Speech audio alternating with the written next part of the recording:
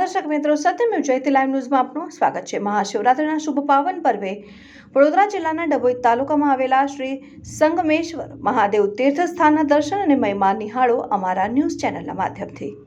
વડોદરાથી અંદાજે 35 કિલોમીટર દૂર વડોદરા જિલ્લામાં આવેલા ડભોઈ તાલુકાના ભીલાપુર ખાતે આવેલ દેવ અને ઢાઢર નદીના પટ ઉપર સ્વયંભૂ શિવલિંગ સ્નાન એટલે શ્રી સંગમેશ્વર મહાદેવ તીર્થ સ્થાન। અહીં વડોદરાથી કપુરાઈ ચોકડીથી ડભોઈ તરફ જવા માટે પાકો રોડ આવેલો છે। અહીં આ રૂટ પર પેટ્રોલ પંપ, રેસ્ટોરન્ટ તથા મંદિરો પણ જોવા મળે છે। રસ્તામાં તમામ પ્રકારની ખાણીપીણી, ચા નાસ્તાની લારીઓ તથા દુકાનો છે। આગળ જતા રેલવે ફાટક ઓળંગીને અંદાજે 3 કિલોમીટરના અંતરે ડભોઈ ભીલાપુર માર્ગ અલગ પડે છે, જ્યાં ભીલાપુર શ્રી સંગમેશ્વર મહાદેવ તીર્થ સ્થાન જવા માટે દિશા સૂચક બોર્ડ સાથે ભીલાપુરનું સૂચક બોર્ડ જોવા મળે છે। અહીંથી આગળ જવાનો માર્ગ સિંગલ રોડ છે, જે પહેલા કાચા રસ્તો હતો, પરંતુ હવે અહીં પાકો રોડ બની ગયો છે, જેથી હવે ભક્તોને શ્રી સંગમેશ્વર મહાદેવ તીર્થસ્થાન જવા આવવા માટે ખૂબ જ સરળ થઈ ચૂક્યું છે। આગળ રોડથી જેમ શ્રી સંગમેશ્વર મહાદેવ તીર્થસ્થાન તરફ જતા રોડની બંને તરફ લીલા ખેતરો અને વૃક્ષોની હરિયાળી મનમોહી લે છે। અંદાજે 3 કિલોમીટર અંતર પછી અદલાપુરા ભીલાપુરા કડાધરા તરફ જવાના દિશાસૂચક બોર્ડ લાગેલું જોવા મળે છે અને નજીકમાં જ મોટું પ્રવેશદ્વાર જોવા મળે છે, જે અદલાપુરા જવાના સીધા રસ્તે અંદાજે 1.5 કિલોમીટર અંતર કાપ્યા બાદ રોડની જમણી બાજુએ જ્યાં શ્રી સંગમેશ્વર મહાદેવ તીર્થસ્થાન તરફ જવાના દિશાસૂચક બોર્ડ લાગેલ છે, ત્યાં અંદરની તરફ ખેતરો વચ્ચે કાચા અને થોડા ખાડા ટેકરાવાળા માર્ગ 1/2 કિલોમીટર આગળ વધતા ઢાઢર નદીના કિનારે ખેતરો નજીકની એક ખુલ્લી જગ્યામાં આપે વાહન પાર્ક કરી થોડું ચાલવું પડે છે, કારણ કે આગળ છે 21 પગથિયા ઉતરી ઢાઢર નદીના નાનકડા અને સાંકડા પુલને પાર કરવાનું હોય છે। નદીના વહેતા પાણી અને ચારે તરફની હરિયાળી મનમોહી લે તેવું દ્રશ્ય તથા કુદરતી ખુલ્લી સ્વચ્છ હવા આપણે આનંદની અનુભૂતિ કરાવે છે। આ નાનકડા બ્રિજને પાર કરી આગળ કાચા માટીના રસ્તેથી એક ઢોળાવ ચડીને ડાબી તરફ વળતા ખેતરોના વચ્ચેનો કાચો રસ્તો પસાર કરતા જ સામે ઘટાદાર વડની વડવાઈઓ અને લીમડાના ઝાડ નીચે દેવ અને ઢાઢર નદીના સંગમ સ્થાને નદીના પટ ઉપર અંદાજે 500થી વધુ વર્ષો પૌરાણિક આ ઐતિહાસિક સ્વયંભૂ શિવલિંગ જે શ્રી સંગમેશ્વર મહાદેવ તીર્થ સ્થાન આવેલું છે। અહીં શિવભક્તો મંદિરમાં જતા પહેલા હાથ પગ ધોઈ શકે તે માટે હેન્ડપંપની તથા ડોલ વગેરેની વ્યવસ્થા કરવામાં આવેલી છે। સાથે જ વડની વડવાઈ નીચે જ મોટા હવન કુંડ કે જ્યાં ધાર્મિક પ્રસંગોને અનુષ્ઠાન, હોમ, હવન, પૂજન, યજ્ઞ પૂજન કરી શકાય તે માટે વ્યવસ્થા કરવામાં આવી છે। અહીં સાંઈ બાબાનું પણ નજીકમાં મંદિર આવેલું છે, જ્યાં દર ગુરુવારે ભંડારો થાય છે। અહીં હાથ પગ ધોઈ ભક્તો શ્રી સંગમેશ્વર મહાદેવ તીર્થ સ્થાને સ્વયંભૂ શિવલિંગના દર્શન માટે મંદિર પરિસરમાં થઈ મંદિરના મુખ્ય દ્વાર ઉપર જાય છે। અહીં મંદિરને અંદર પ્રવેશવા માટે નાના દરવાજામાંથી ચૂકીને એક સાથે માત્ર એક જ વ્યક્તિએ પ્રવેશ કરવાનો હોય છે। અહીં શિવભક્તો શિવજીને જળાભિષેક કરી શકે તે માટે પાણીની ડોલ, તાંબાના નાના કળશ, ફૂલો, બીલીપત્રોની વ્યવસ્થા અહીં મંદિર પ્રશાસન દ્વારા કરવામાં આવે છે। લોકવાયકા મુજબ પાવાગઢના રાજા તથા મહાકાળી માતાના પરમ ભક્ત પતઈ રાજાએ ભૂલને કારણે માતાજી દ્વારા અપાયેલા શ્રાપને પોતાને પત એટલે કે શરીરના ચર્મરોગથી પીડિત હતા અને આ પીડાથી છુટકારો મેળવવા મહાકાળી માતાને વિનંતી કરતા મહાકાળી માએ રાજા પતઈને આ દેવ ઢાઢર નદીના સંગમ સ્થાને સ્નાન કરી પૂજન કરવા આદેશ કરતા પતઈ રાજાએ અહીં સ્નાન કરતા તેઓના પત માટેનો શ્રાપ દૂર થઈ ગયો હતો અને પતઈ રાજાએ અહીં શિવજીને પ્રથમ પૂજા અર્ચના કરી હોવાનું માનવામાં આવે છે। વર્ષો પહેલા અહીં જંગલ હતું અને ઘણા ઋષિમુનિઓ અહીં સ્વયંભૂ શ્રી સંગમેશ્વર તીર્થ સ્થાને આરાધના તપસ્યા કરી ચૂક્યા છે, પરંતુ અહીં બાપી બાપાના આગમન બાદ ઘણો સુધારો જોવા મળી રહ્યો છે। અહીં શ્રી સંગમેશ્વર મહાદેવની કૃપા અને બાબાની ભક્તિ અને પ્રયાસોથી આજે એક જાણીતું તીર્થસ્થાન બની ગયું છે। અહીં ગૌશાળા આવેલી છે, જેના દૂધની ખીર પ્રસાદી તરીકે ભગવાનને અર્પણ કરવામાં આવે છે। અહીં બાબાની મળી આવેલી છે, નજીકમાં જ સદાવ્રત રસોડું છે, જ્યાં દર્શને આવનાર ભક્તો માટે પ્રસાદીની સુવિધા ઉપલબ્ધ કરવામાં આવી છે। અહીં દર ગુરુવારે, શનિવારે, સોમવારે તથા ખાસ કરીને 14ની રાતથી પૂનમ અને અમાસ તેમજ શ્રાવણ માસ મહાશિવરાત્રિમાં ભક્તોની ભારે ઉપસ્થિતિ જોવા મળતી હોય છે। અહીં સર્વ ધર્મ જ્ઞાતિ સંપ્રદાયના લોકો દૂરથી અને રાજ્યોમાંથી આવતા હોય છે। અહીં શ્રાવણના પ્રથમ સોમવારે તથા છેલ્લા સોમવારે કાવડ યાત્રાનું ખૂબ અનેરું મહત્વ છે। સાથે શિવરાત્રિએ અહીં લાખો શ્રદ્ધાળુઓ આવે છે। અહીં શિવભક્તો માટે મહાશિવરાત્રિ પર્વ રાત્રે 12 વાગ્યાથી શિવલિંગ ઉપર વિશેષ પૂજન માટે વ્યવસ્થા કરવામાં આવે છે। સાથે જ ફરાળી તેમજ ભાંગ પ્રસાદીનું આયોજન કરવામાં આવે છે। આમાં શિવરાત્રિના મહાત્મય વિશે મંદિરના બાપી બાબા દ્વારા વિસ્તૃત માહિતી આપવામાં આવી હતી। સાથે જ શિવભક્તો માટે આશીર્વચન આપવામાં આવ્યા હતા। ये बड़ौदा से 35 किलोमीटर बताया, जैसे आपने बड़ौदा से 35 किलोमीटर है और इस मंदिर में अब महादेव की तो विशेषता होती ही है, महादेव ही विशेष हैं, चाहे शिवालय कोई भी क्यों ना हो।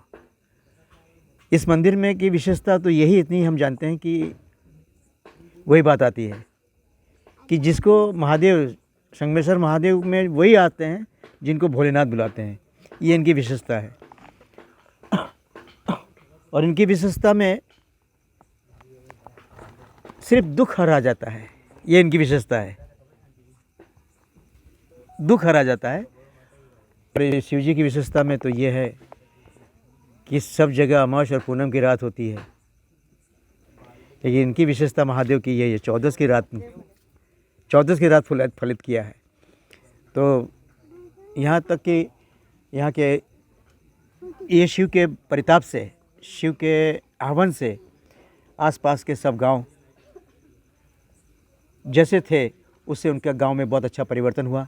उन गांव में उनके अंदर, सबके अंदर ईश्वर के प्रति भक्ति जागी और सबके भीतर शिव नाम गया।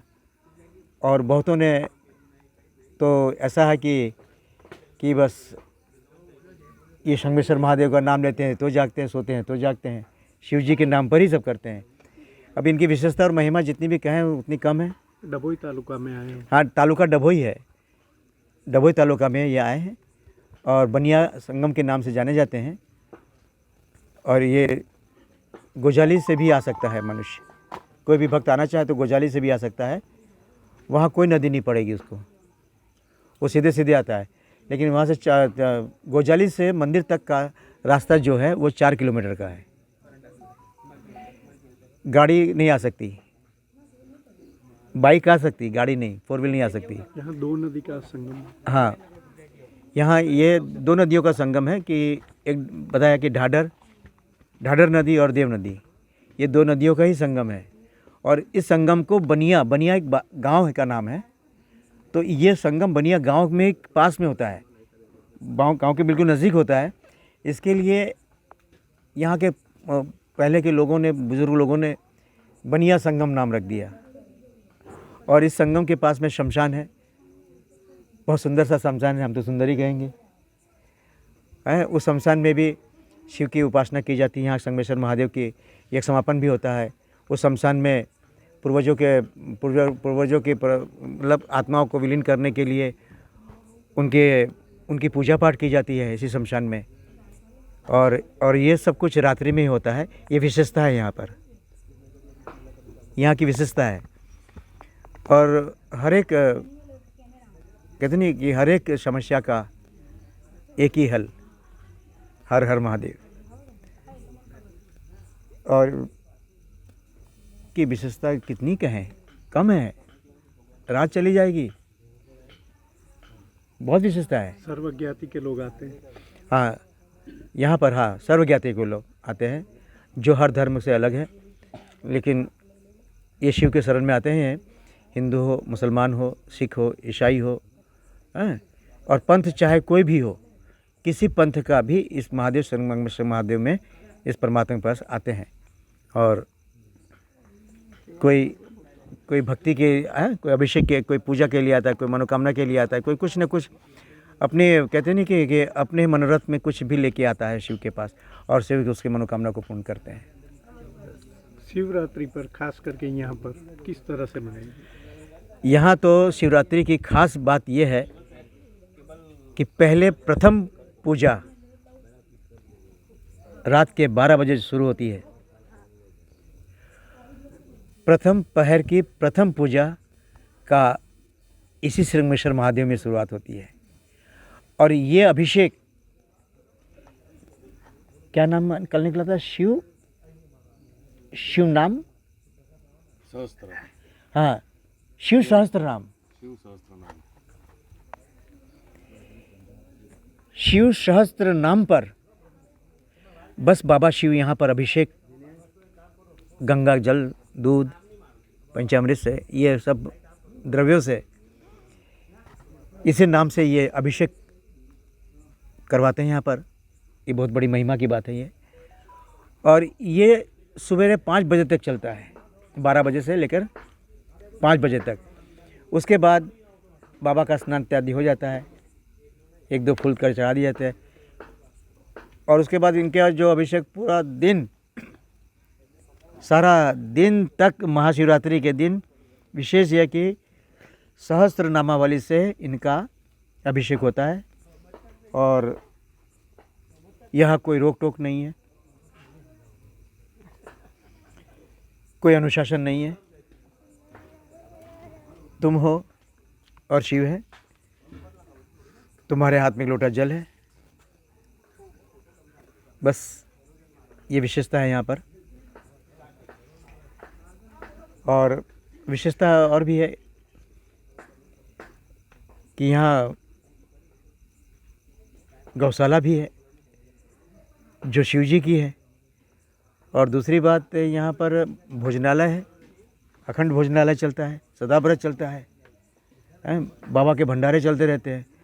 और सबसे बड़ी विशेषता और भी है कि यहाँ पर गणेश पूजन, सरस्वती पूजन, महाकाली पूजन, होलिका पूजन, ये जो सब त्यौहार हैं, ये जो उनके जो नियुक्त किए गए हैं, ये सब कुछ गुरु पूर्णिमा है। ये इसी शिवालय संगमेश्वर महादेव में ही होते हैं, बाकी कहीं होते। सुंदर सा अवसर है जीवन का। मृत्यु के पश्चात तो आना ही है, लेकिन जीवंत अवस्था में शमशान में है हम। अद्भुत मिलन है शिव से हमारा। ये योग है, योगेश्वर है वो तो, तुम्हें योग दिया है। लेकिन मिल, तू मुझे मत ढूंढ, बाबा कहते हैं, मैं तुझे ढूंढ लूँगा। और मैंने तुझे ढूंढ लिया है। जब मैंने तुझे ढूंढा तभी तू महादेव तक, मंदिर तक आ सका। ये वही रात्रि है, मतवालों की रात्रि है। किसकी? मतवालों की रात्रि है ये, पागलों की रात्रि है ये, दीवानों की रात्रि है ये, हैं? महाघोर भक्त, ये उनकी रात्रि है। नाम तो खाली शिव का है, नाम तो शिव का है। यही रात्रि है, कहते हैं ये जीवन का आनंद, जीवन को आनंदी बना देना ये शिव के हाथ में है। भले जीवन तुम्हारा चुना हुआ क्यों न था, यही शिव पारदर्शी, यही पारदर्शी है। और दर्शिता तुम्हें बनाता है वो शिव, है? वो रात्रि ही तो तुम्हारी ही तो थी, तुम्हारी है। तुम नहीं भी रहोगे तो रात तो तुम्हारी रहेगी ही। बस इस रात्रि से मैं महाशिवरात्रि को समाप्त करता हूँ, क्योंकि शिवरात्रि की कोई परिभाषा नहीं है और इस रात्रि की कोई, कहते नहीं, शेष नहीं है। रात ढलती चली जाएगी, दिन छुपता चला जाएगा, लेकिन शिव की रात्रि अनंत है। शिव ही रात ऐसी है जो अविनाशी है, वही तो रात्रि सत्य है। खुली आँख में दिन में तो सपना झूठा हो जाएगा, जो ख्वाब बुने थे वो झूठे हो जाएंगे। लेकिन रात, दिन भले ही पराया हो, रात तो अपनी होती है? जो रातें अपनी हैं, क्यों ना पुकार लूँ मैं उनको, क्यों ना नमन कर लूँ। हर्षोल्लास से भरा शिव, हे रुद्राक्ष की तरह जो आंखों में मेरे बूंद में गिरने वाली है, हे शिव एक बार व्याकुल कर दे मुझे भी, तो मुझे भी व्याकुल कर दे। व्याकुलता मेरी एक बूंद खाली गिरा दे, बस यही अभिषेक मेरा है, यही अभिषेक मेरा है। न सही गंगा, न सही गंगा यमुना, कोई भी नदी नहीं, कोई जल नहीं सही। शिव तेरे नाम के मेरे माथे से बूंद भी पसीने की गिर जाएगी, वो किसी अभिषेक से भी कम नहीं होगा, वो किसी अभिषेक से कम नहीं होगा। हाँ, जल उठा के कोई भी चढ़ा सकता है, आसान है, बहुत ईजी है। भगवान शिव ने कहा है, ये लोटा जल भी इतना कठिन बना दे मुझे चढ़ाने से पहले, हैं? अपनी भक्ति को तुम खुद कठिन बनाओ। जब तुम अपनी भक्ति से अपनी कठिनाइयों को सब कुछ पार हो जाओगे, उसी दिन तुम हमारे भक्त हो जाओगे, उसी दिन तुम हमारे। इसलिए मैं आपसे अनुरोध कर सकता हूँ, आदेश तो नहीं दे सकता, लेकिन क्या है कि मैं रात्रि के बारे में बस मेरे पास, मैं ये नहीं कहूँगा शब्द नहीं है, इतने शब्द हैं उतने ही मंत्र हैं उनके, जितने शब्द हैं उतने ही मंत्र हैं इनके, हैं? किसी शब्द का या किसी मंत्र का शिव के नाम पर, अपने गुरु के नाम पर आचरण करके तो देखो।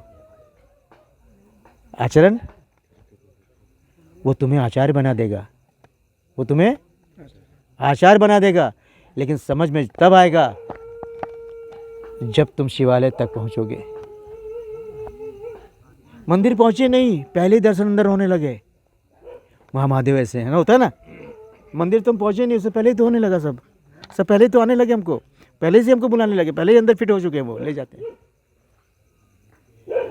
और शिव नाम मात्र कल्याण, शिव नाम मात्र, शिव नाम मात्र ही सत्य, जो हम कह सकते हैं ईश्वर, जिसे हम कह सकते हैं परमात्मा, हैं? सारी आत्माओं से जो परे हो, है वो भी आत्मा, वो भी आत्मा ही है ना। लेकिन फिर भी वो आत्मा कहती है, परमात्मा कहती है सारी आत्माओं से जो परे हो, सब आत्माओं को स्पर्श करके विलीन हो गया, वही शिव है, वही शिव है। शिव कहाँ ढूंढते हो, कहाँ नहीं है शिव, हैं? बस तुमको इनके अंदर एंट्री डालनी पड़ेगी, तुम्हारे भीतर उनकी एंट्री, उनका प्रवेश तुम्हारे भीतर होना चाहिए। और यदि तुमने उनको उसका प्रवेश का मार्ग दे दिया तो साफ बात है, फिर क्या दिन और क्या रात, क्या दिन और क्या, सारा दिन भी शिवरात्रि है और सारी रात भी शिवरात्रि है, हैं? भले कमबख्त दिन पर आया हो, जो रात्रि में नींद को चुरा ले जाए, जिस रात्रि में आपके भीतर के सारे उपद्रवों को कोई ले जाए, जिस रात्रि में आप भय से मुक्त हो रहे हो, जिस रात्रि में वो सब के सब रात सिर्फ आपके चुनाव के ही रात है, आपके चुनाव के ही रात है। उस चुनाव के रात में सिर्फ शिव शब्दों को ही चुन लो, शिव शब्दों को ही चुन लो। अगर नहीं चुन सकते हो कोई शब्दों को, उस रात्रि में किसी गुरु को चुन लो, तुम्हें शिव मिल जाएंगे। हर एक रात्रि शिव की ही रात्रि है, दिन नहीं। शिव भक्त को अनिवार्य है कि एक ब्रह्म मुहूर्त और रात्रि के पहर में एक जाप अवश्य करना चाहिए, एक जाप अवश्य करना चाहिए। शमशान में भी जाना चाहिए, वहाँ शिवलिंग अपने हाथ से बनाना चाहिए, वहाँ शिवलिंग अपने हाथ से बनाना चाहिए। अपने हाथ से बना हुआ शिवलिंग ही शंभु हो सकता है, दूसरा कोई लिंग नहीं। क्या कहते हैं आप, हैं?